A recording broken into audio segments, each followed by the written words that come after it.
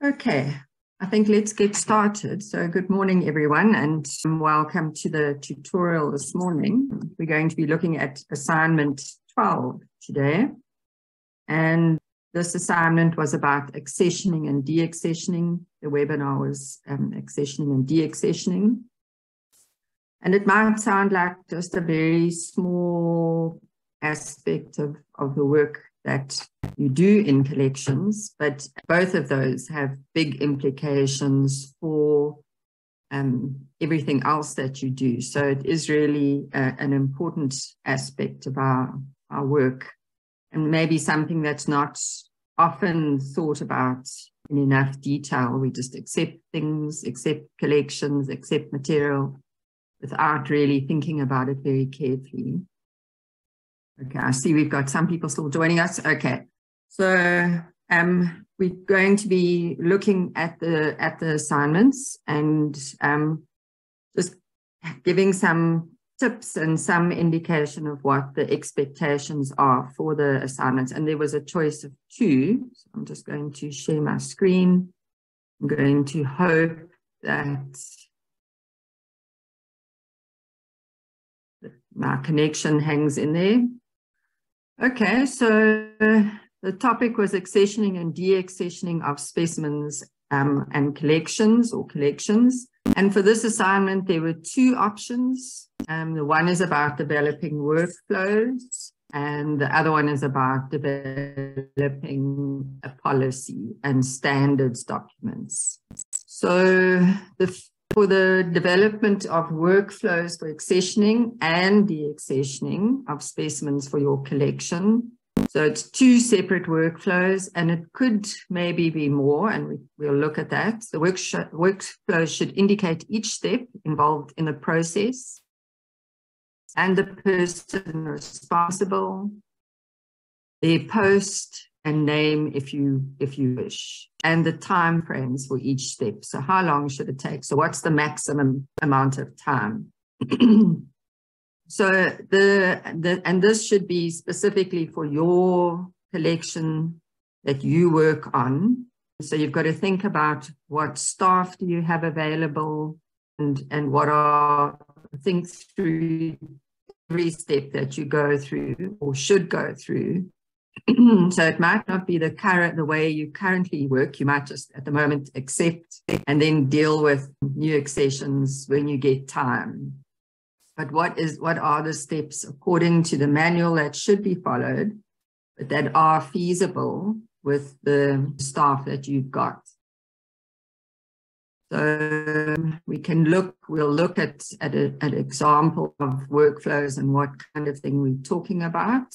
And then the second option was development of an accessions policy and standards document for your institution.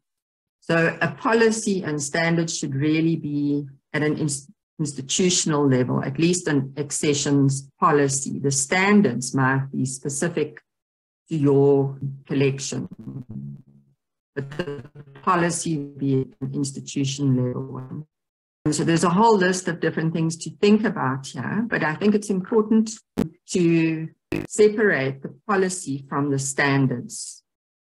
So, and we'll look at some of the key points to consider, and how do you know whether something's a policy statement or a standards description. So we'll go back to the webinar and just pull out the key elements for this assignment. So again, if you want to, you can do both options. So if you're struggling to make up your 10 assignments because there's a number that you don't want to do, you can do both of these options because they don't overlap. They're very different elements of accessioning and deaccessioning. So let me just stop sharing there. So let's just see, has anybody done or tried to do either of these assignments? Put your hand up if you've made a start on either of them. No, nobody started. Okay. Yeah, so I mean, these are quite recent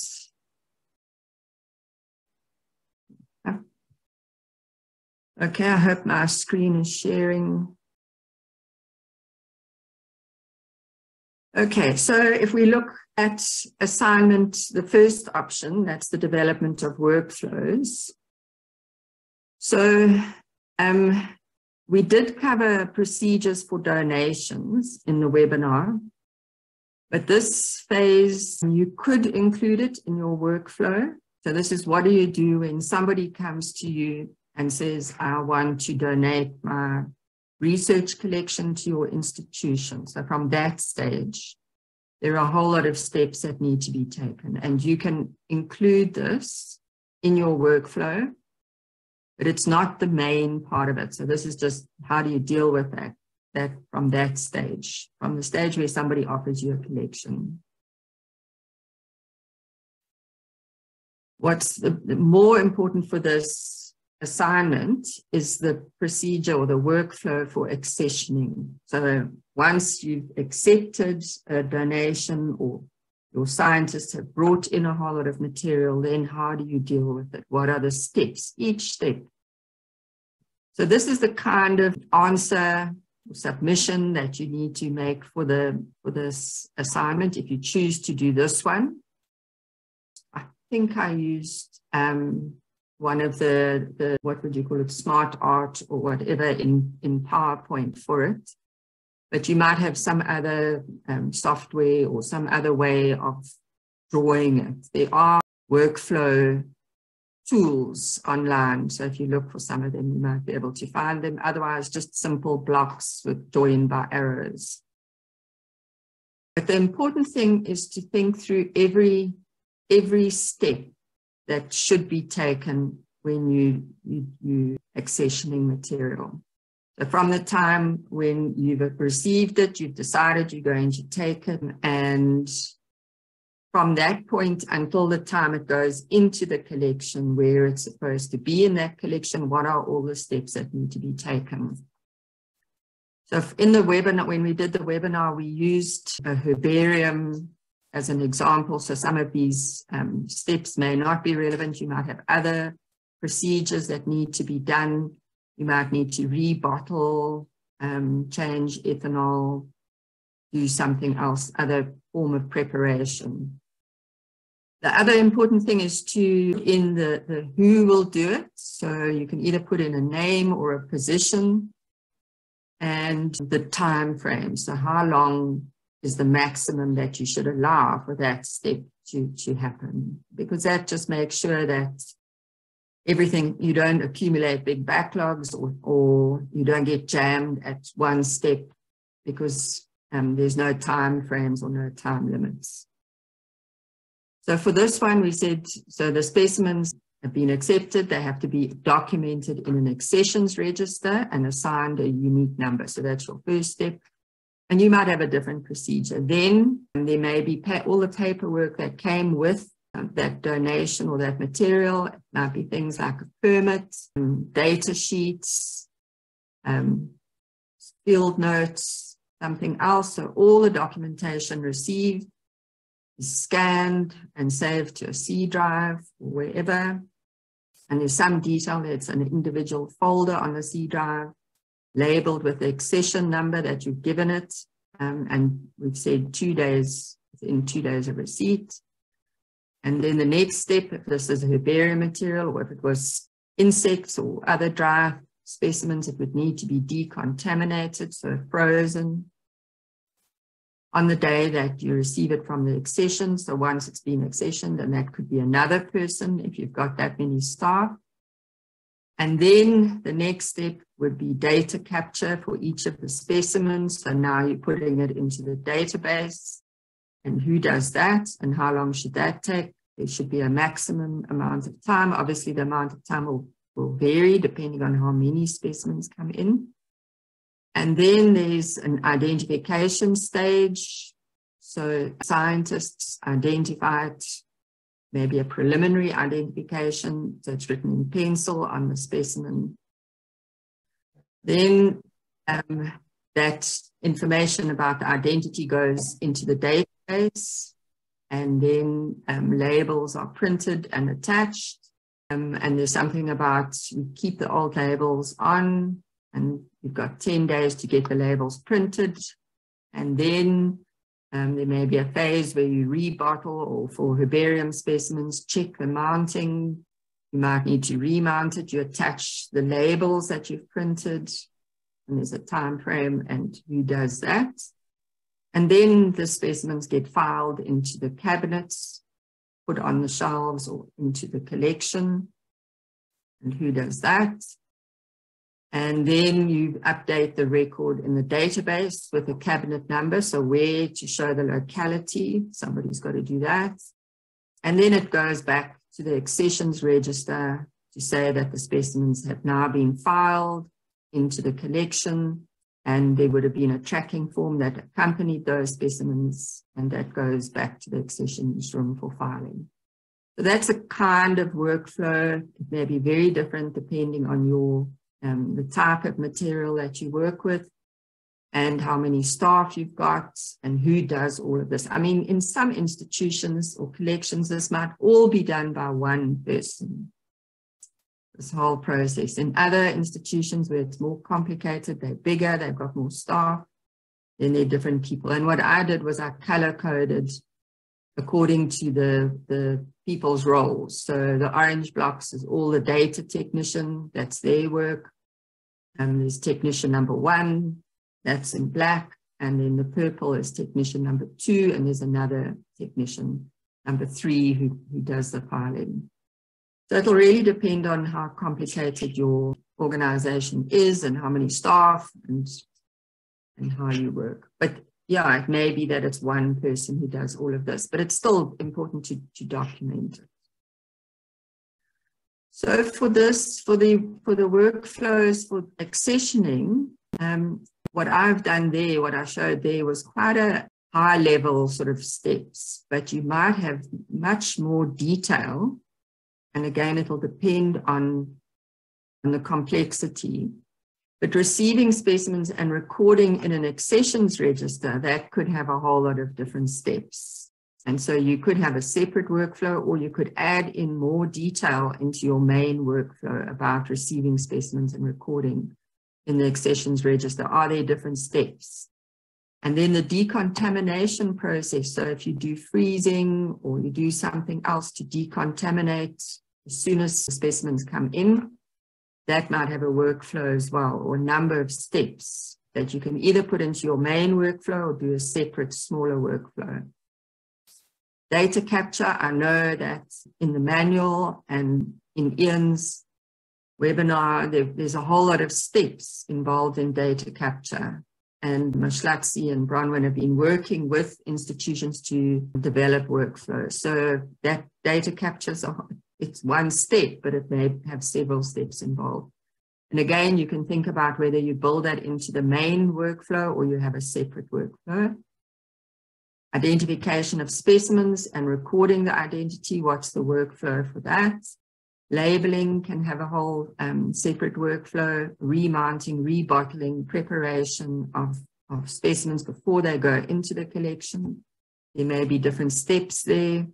And then filing or placing the specimens in the collection. There might be a whole lot of steps there. So it's up to you. What I showed in the previous slide is really, that's the basic. So if that's all you can manage, that's fine.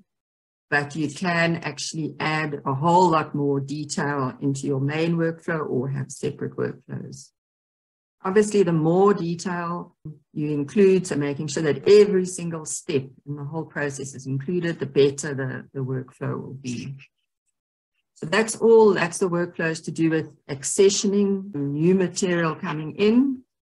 So this is just an example of recording incoming specimens. So this just shows how you can break it down into even more detail. So you receive specimens by post or courier by hand, count the specimens, check against the inventory list received, record details in the accession register and assign a unique number, check all the documentation received against an inventory. So when you have a donation form, you list all the specimens, but you also list all the documents received. Then you scan the hard copy documents, label each file with accession number and description. file hard copy documents in folder, label with accession number and description, prepare a tracking form for specimens and fill in the details. Then you notify the prep room staff that the specimens are ready for contamination. You hand over the specimens to the decontamination people and sign off. So this workflow is basically the first 2 steps, how you can break it down into even more steps. So think about that. Think about how detailed do you want it, and do you want one or do you want several different workflows? Then that question also asked if you do that option about deaccessioning. So I think that often what happens is specimens that don't have data or are in very poor condition, they kind of get shoved into a corner and no one wants to deal with them, and they sit there and take up space. Or they just get given away, and then the auditors can jump around and get upset because there's no record. So there has to be a process followed for deaccessioning. When you want to get rid of material, it may be that it's not in scope. So somebody accepted it a long time ago, but it's not in the scope of your collection. You can't look after it, or you might not have space for it, or it might not be suitable for a research collection. But there should be a whole lot of steps followed just to make sure that removing it from your institution or from your collection is done properly. So there's a workflow for this. I haven't put in time frames here. There's not as much time pressure here. There's time pressure for incoming material so that you don't build up big backlogs. But the deaccessioning, there's not usually such a lot of material that's constantly needing to be deaccessioned. But you can put time frames in here as well. So you identify the specimens for deaccessioning, and that's either the curator or collection manager.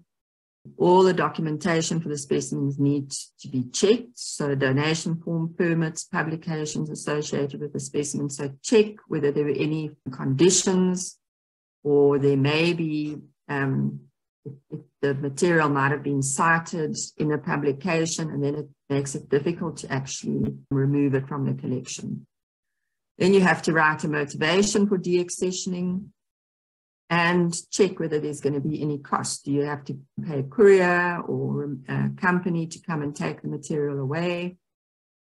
A motivation submitted to whoever makes the decision. So it might be the director of your institution. It may be the board of your institution. So that's preparing all the paperwork. And then if it's approved by whoever makes the decision, then you might have to go to the board. And you can either decide to donate it to another institution or to destroy the material.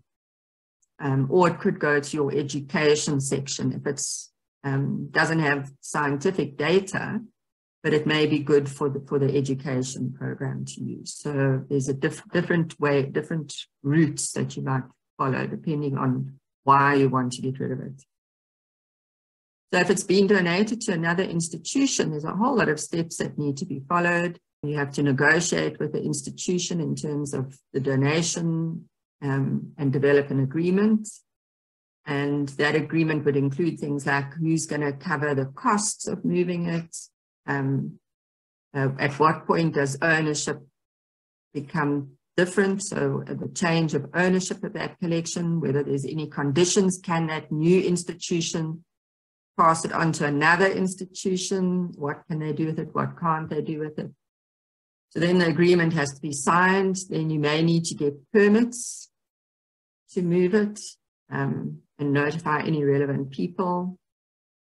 Then remove the specimens from the collection. You've got to have an inventory of those specimens that are going to be deaccessioned. You've got to check that your inventory and your specimens match.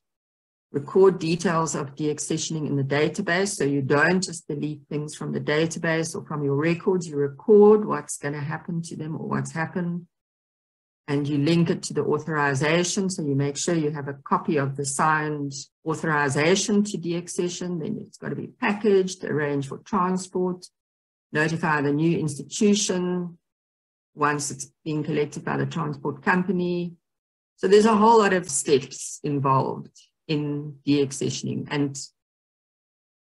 I suspect that most institutions don't have workflows for deaccessioning. So think about those steps. If you're going to destroy it, then there'll be a whole lot of different steps. If you're going to move it to your education section, there'll be a lot of different steps. So you can build in those different options into one workflow. Okay, so that's the workflow option. If anybody is interested in doing that one, I think it's a useful assignment to do. Are there any questions about the workflows? Okay, we'll come back to it at the end when I've dealt with option 2 and to see if anybody does have questions. So for option 2, this is the policy guidelines for accessions. So I think this is from the webinar, and it might not be that clear in the manual, but the webinar the presentation is on the web, as well as the recorded webinar. So remember your policy, you must make sure that you have your title, the date it was developed, the draft number, and then who's the policy owner. So who's responsible for that policy.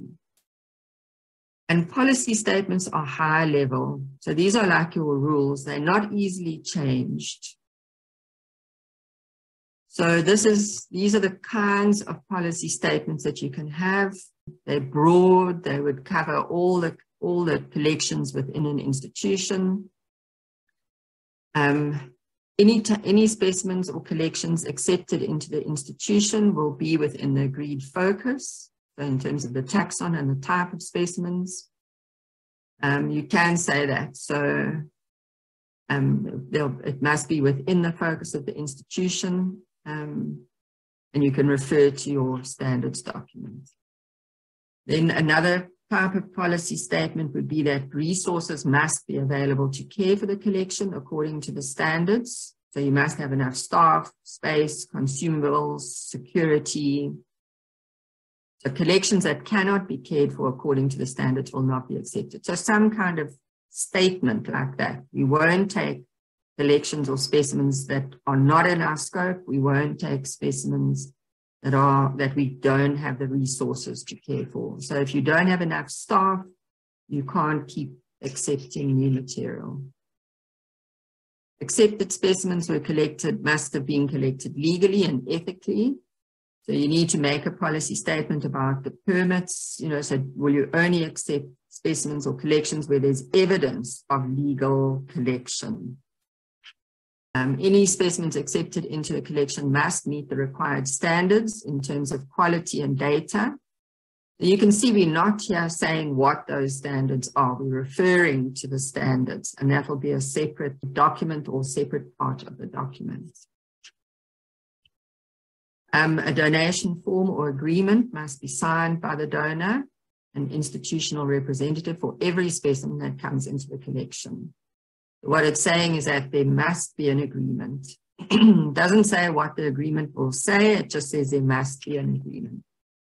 And then a permanent record must be kept of every specimen that is accepted into the institution, irrespective of whether it's accessioned into the collection or not.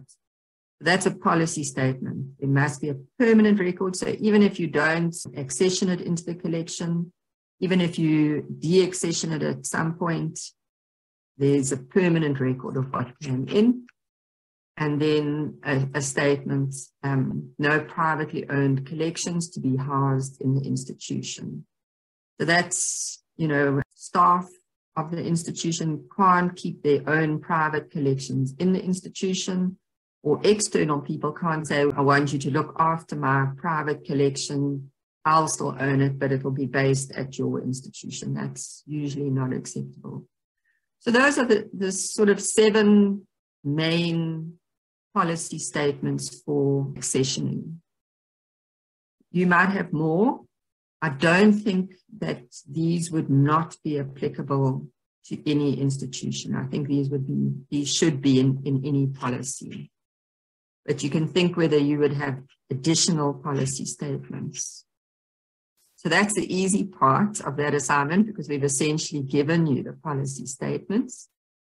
You just have to add your details and check that there's nothing else that would be relevant to your institution or that you would want to put in there. So that's quite simple, quite easy. And then the details. Now, this is where it becomes a little bit more challenging. You can have annexures to the policy, or you can have a separate document. I think it's better to have an annexure. And this is where the details of standards and procedures come in. So for this assignment, we're only asking about the standards, not the procedures. The procedures are your workflows that are in option 1. Okay, so the important thing is that policy is usually approved at quite a high level. I don't know who would approve in different institutions. And you don't want to have to go back for approval every time you make a change to it. The annexures, you can change the details. So your standards is going to talk about what collections or materials will you accept into, and for this assignment, you're going to focus on your collection. So what kind of materials will you accept? So which taxa will you accept? You say it has to be, we'll only accept Lepidoptera. And then what type? Will you only accept pinned insects, or will you also accept insects in ethanol? Will you accept DNA extracts? What will you accept? Will you accept mixed or unsorted samples? So sometimes for insects especially, and it might be for other things as well, you'll have a Malaise trap sample, and it'll be, or a pan trap sample, it'll be mixed, all kinds of things mixed, unsorted. Will you accept those or not? Will you accept duplicates, so large numbers of individual specimens? That's the same species, locality, time of collection. What would you do about that? And that's especially, it's not so bad when they're tiny little things in a bottle, that doesn't matter. But if somebody brought you into your bird collection, 1,000 hardy-daws, all from the same place, collected in the space of a week, would you take them all? That's going to take up a huge amount of space. So you need to think about that. So, and then the temporal or geographic spread. So you might say, we'll take, if somebody's been studying hardy-daws for 20 years and they've got specimens from across the country, then we will take a larger number. But if they're all from the same place around the same time, then the maximum number we'll take is 10. So you've got to think about that kind of thing. But it's not as simple as saying we'll only take 10 hardy-daws. You've got to think about the potential use for research that might investigate changes over time or over geographic spread. And then the documents associated with the collection. So what will you take? Will you take anything? Data sheets, field notes, drawings, research notes, photos, any other digital information? And what's not here, but what is also important is the geographic scope of your collection. So will you only take South African material? Will you only take African, Southern African? Will you take material from outside of Africa? And maybe there's only under special conditions. So you might build up a reference collection of Northern Hemisphere, whatever genera or something like that. But you might not take huge collections from the Northern Hemisphere. So you've got to think about that as well. So this was in the webinar, so a procedure or checklist for assessing the resource needs. So just check this just to see this might be in your standards document. So the standards to check whether we can actually accept a collection. It's a kind of a decision making, but the standards are that you need to know how many specimens, you need to know what's their current state, you need to have the data, you need to know if you're going to have to rebottle or remount, or you're going to need drawers, how much space, so all of that. So you can think about that in your standards document for assessing what your resource needs are.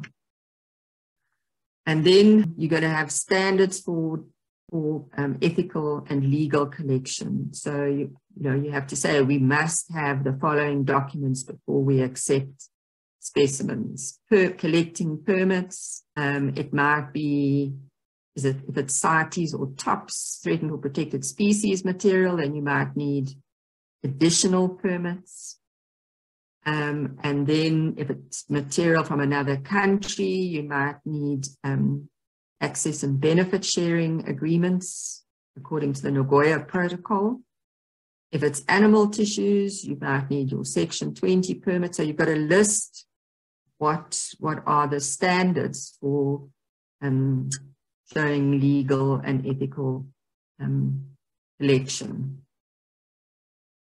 And then you also have to check, does the person donating have the right to donate the specimens or collection? So are they the legal owner of that material? So those will be in your standards document. And then there's standards also about the material that you'll accept. So you've got to think about, you've got to think if our collection is for research purposes, what is the minimum condition that the specimens must be in, and what's the minimum labeling that we'll accept. So document that about the condition of the specimens, and you need some points to check against. So what would somebody use to make a decision about the condition of the specimen? And then what's the minimum amount of data that each specimen must have? So that's your standards. The donation form or agreement. So the standard for that donation form or the agreement, what are the conditions that you would put into that document? So it must have something about the donor details. Just be careful about asking for things like ID number, phone number, so personal information, and protecting that information about the specimen. Obviously, you're going to ask for that. Any publications that's associated with that collection, any documentation. And then, will you allow a donor to donate with no conditions, or to have some control or say over what happens to those specimens? So that's your standards for that agreement. And then the standards for your permanent record. So this policy statement is that there must be a permanent record. Well, what is the standard for that permanent record? So it might be something like it must be handwritten in ink in the accessions register. It must be signed off by somebody. It may not be every individual specimen, but there must be a count of how many specimens if there's only one entry. The best practice is to record every consignment. So this kind of detail, what do you mean by permanent record of everything that comes in? What do you need to record, and where and how? So no private collections, there's not going to be much in terms of standards. It's a kind of a rule. There's not a lot of standards for that. But for the others, you're going to have to think through carefully how you structure each one of these. It might be under each of your policy statements, you might have points on the standards as an annexure to your policy document. Okay, so let me stop sharing.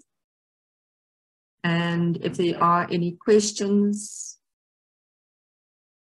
about either option 1 or option 2. So nobody started, I mean, this is number 12, so nobody started this yet. Who put your, yeah, okay, so Nelly Siwe, have you started?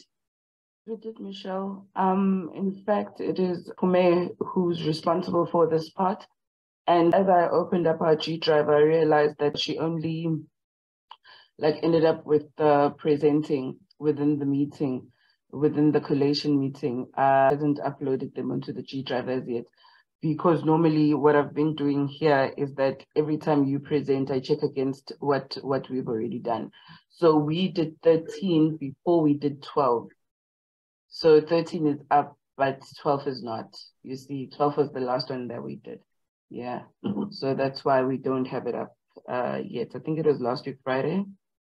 Yeah. That it was submitted. Yeah. And do you know which option you're going to do? No, we did the first one, the workflows. She did the workflows. Yeah, they're most definitely not as colorful as your ones. Just straightforward, black and white, but quite detailed. And I did see that whole thing of putting in either a person's name or the position. I think we had gone for position because the person's name might change. So yeah. Okay, thanks, Nelisiwe. Andrea, which one do you think you're going to do? Hi, Michelle. Look, we into this for the bonus points. So we'll probably do both. Kirsten did our previous workflows, and they're really, really nice. I think it was that example that Ian still gave us. I think that ones would be pretty manageable, and we'll have to think about the second one. But we haven't started on either one. Okay, thanks. All right, yeah, so I mean, you know, it's in addition to getting the bonus points, it means that you're making significant progress in implementing the manual and improving everything that you do in your practice. So it's almost like you have to do it anyway. You're doing your institution a favor by doing both of them, and you get bonus. Yes. Okay, thanks for that. Anri, I don't know if you've got a microphone, but you can type in the chat box, which one do you think you're going to do? Let's see if she says she thinks she's going to do option 1, and that'll be for Compton. So yeah, I don't know what your workflows are like there. I know at the National Herbarium, they do have quite complicated processes because they have a lot of staff and different units and sections. It's a big institution. I don't know about Compton, but it'll be interesting to see. So she might work with Kuliwe. Yeah, I think that would be a good idea. Brendani, maybe a little bit difficult for, well, I mean, you should have a policy for your reference, your teaching collection. So far, we don't have, I think there's no documentation that is available. So I'll try to do both because so far there's nothing, even though we don't do much of accession and deaccessioning. But I think it's important to have those documents in place. Yeah, thanks. So, I mean, that's, you know, what would you do if students bring you something that they picked up when they were out in the field? They might have just picked up some skulls or bones. Do you take them? Don't you take them? What information would you need? And then when you know, I know because I've worked with that teaching collection, every year some of the material gets damaged by the students working with it. So those skeletons start to lose limbs and bits of bones and that. And at what point do you decide, okay, we just can't use this anymore and we need to remove it from our teaching collection and get rid of it? So I think it will be useful to do not so much the first option, not so much the workflows, maybe a little bit simple, but definitely the policy and the standards for what you take and when you're going to throw things away. What's actually only accessioning. But yeah, I think it will help you. Yeah, we also have like a different room that keeps like all student stuff. So they are not exactly in the museum. And I'm currently doing everything for museum, not the other room. So that's where maybe the problem will be. Yeah. And what do you do with all that stuff that the students collect? Over time, eventually that's full. Yes, they are inside somewhere in the plastic containers. And then last year we bought some bottles and they were not fitting for our specimens that are in the museum. So we use those bottles to the specimens that are in the other room, because it's wet collection room also. So for museum, I will also plan when to do the other replacement of the bottles and so on in the plan that I will do. Okay. Okay, good, thanks. Superman, so the people from SIAB, have you started this assignment yet? Hi, everyone. We haven't started this assignment yet. I think it's just about time now that we're about to start it. We were busy with assignment 9 and 10 so far, but then we'll take a look at this one now that I just saw so much things that we can do or work with. Okay. And what would you think? Which one do you think you would do? I think we're going to do option 1. I do also understand option 2, but then I think option 1 is more, it's more convenient for me. I think so, because I think there's just a lot of policies included in option 2, but then we as a group could actually take it over. But then I think option 1 is much more clear. Yeah. So, I mean, those things like those, that policy and the standards, it's quite high level. So your institution or some manager really needs to have input on, Yes. or like a collection manager needs to have input on that. So it does actually, if you're quite a big organization, then you do need to get input from others. But I mean, we're not going to, when we do the assessment, we're not going to check that. You know what I mean? It will just be your ideas now. But obviously, if you wanted to adopt it into the institution, it would need to go for consultation and approval. Yes. Good. Thanks, Sipa. Mashlodi. Hi, good morning, everyone. Well, I haven't started with the assignment yet, and then I was actually, because I was so confused with it, I was actually thinking of skipping it and not doing it. But after attending this, I think the workflow one, the second option, I think I'm gonna do that, because now I have an idea of how to work on it and everything, and then I'll compare it with some of the procedures that we have in the museum. So yeah, now I'm more confident. So I think I'm gonna do option 2. Option 2, okay. Yeah. Oh, yeah, okay, good. So it may be quite easy for the birds. Yeah, it should. I mean, you just got to think about, like, will you take birds from other countries? Will you take any series? Will you take wet specimens? Will you take DNA samples, tissue samples? Just thinking through what are the requirements. So yeah, go back to the webinar. All that information that I presented now is there. Yeah. You just work from that. Cool. Okay, good. Thank you. So Manoli, you working with Sanela Siwe's group, hey? Yes, Michelle, that's correct. So we did option 1. Okay. Yeah. Okay, good. Thanks. Sifiso, what are you thinking of for this assignment? Thank you, Michelle. Good morning, everyone.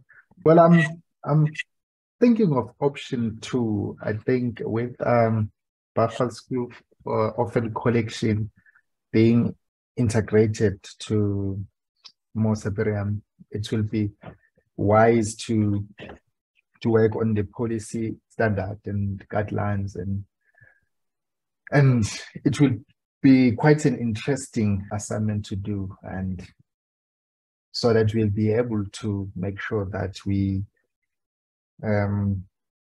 cover every corner and making sure that we follow all the procedures to keep the Buffalo Scoop collection within our herbarium. So I feel that option 2 will be much more useful to us.